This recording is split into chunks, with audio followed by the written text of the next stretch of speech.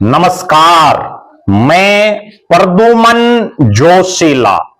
हरियाणा प्रदेश का एक इलाका जो कभी चौधरी देवीलाल का गढ़ हुआ करता, जहां से खुद चौधरी देवीलाल ने लोकसभा का चुनाव जीत लड़ा और देश की सबसे बड़ी पंचायत संसद में वो पहुंचे।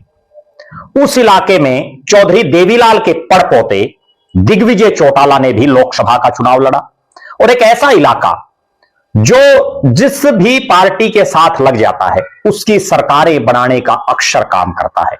अब इस इलाके में पिछले 18 महीने जो यानी विधानसभा चुनाव के बाद से और अब तक के जो लगभग 18 महीने का दौर है, इस दौर में एक ऐसा नेता इस इलाके में उभरा जिसने अपनी पार्टी यानी चौधरी देवीलाल के परिवार की पार्टी जन नायक जनता पार्टी जेजेपी को इस इलाके में मजबूत करने का काम किया।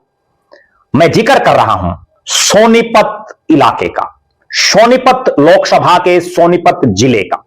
सोनीपत जिला जिसमें वर्तमान में 6 विधानसभा सीटें और यहां 2024 के विधानसभा चुनाव में भारतीय जनता पार्टी का दबदबा रहा।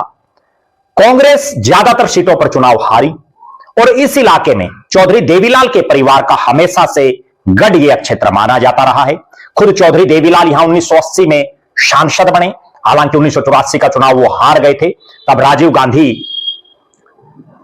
की एक जो बहुत बड़ा चेहरा बन चुके थे।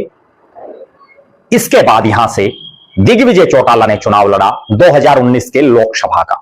दिग्विजय चौटाला चुनाव हार गए। अब इस पूरे इलाके में एक शख्स जिसकी उपयोगिता को जन नायक जनता पार्टी जेजेपी के शीर्ष नेतृत्व ने पहचाना, डॉक्टर अजय सिंह चौटाला हो या दुष्यंत चौटाला, उन्होंने पहचाना कि कौन वो शख्स हो सकता है जो इस इलाके में, इस सोनीपत के इलाके में जेजेपी को मजबूत कर सके। और यहां बहुत सोच विचार करके कमान दी अशोक सरोहा को। जी हां, अशोक सरोहा जिनका गांव राठधाना, और वो निरंतर इस इलाके में जेजेपी की मजबूती के लिए लगे हुए हैं। पार्टी ने उनको जिला का प्रधान बनाया। अशोक सरोहा को जब तक जिला का प्रधान नहीं बनाया था तब भी वो पार्टी की मजबूती के लिए काम कर रहे थे। डॉक्टर अजय सिंह चौटाला की, दुष्यंत चौटाला की हर संभव राजनीतिक तौर पर मदद कर रहे थे। लेकिन जो ही पार्टी ने उनको जिला प्रधान बनाया उसके बाद तो अशोक सरोहा ने दिन देखा ना रात देखी। सोनीपत जिले के तमाम 6 के 6 विधानसभा क्षेत्रों, चाहे हम सोनीपत की बात कर लें, राय की बात कर लें, गन्नौर की बात कर लें, खरखोदा की बात कर लें, गोहाना की बात कर लें या बड़ौदा की बात कर लें, हर जगह गांव हो या शहरी मोहल्ले, हर जगह जा जा करके जन नायक जनता पार्टी की मजबूती का काम किया। अशोक सरोहा राठधाना ने जिला प्रधान बनने के बाद अपने इलाके में डॉक्टर अजय सिंह चौटाला के कार्यक्रम करवाए, दुष्यंत चौटाला के जबरदस्त सफल कार्यक्रम करवाए, दिग्विजय सिंह चौटाला जो युवा जेजेपी के प्रदेश के अध्यक्ष हैं उनके निरंतर कार्यक्रम करवाए। और इस पूरे सोनीपत के इलाके में जन नायक जनता पार्टी को मजबूत करने के लिए नए नए साथियों को पार्टी से जोड़ा। उन लोगों को भी मनाने का काम किया जो किसी कारणवश पार्टी छोड़ गए थे, और उन लोगों को भी, उन साथियों को भी एक्टिवेट किया जो 2024 के विधानसभा चुनाव के बाद निष्क्रिय हो गए थे। अशोक सरोहा की अगुवाई में सोनीपत जिले के तमाम 6 के 6 हलकों से बड़ी भारी तादाद में बुजुर्ग हो या नौजवान, चाहे जुलाना की 7 दिसंबर के स्थापना दिवस की रैली हो, बड़ी भारी तादाद में लोगों ने भाग लिया। चाहे 13 मार्च को डॉक्टर अजय सिंह चौटाला के जन्मदिन पर हांसी में आयोजित प्रदेश स्तरीय युवा कार्यक्रम जो युवा योद्धा के चले हुए थे, उसमें हांसी में भी बड़ी तादाद में युवाओं ने शिरकत की।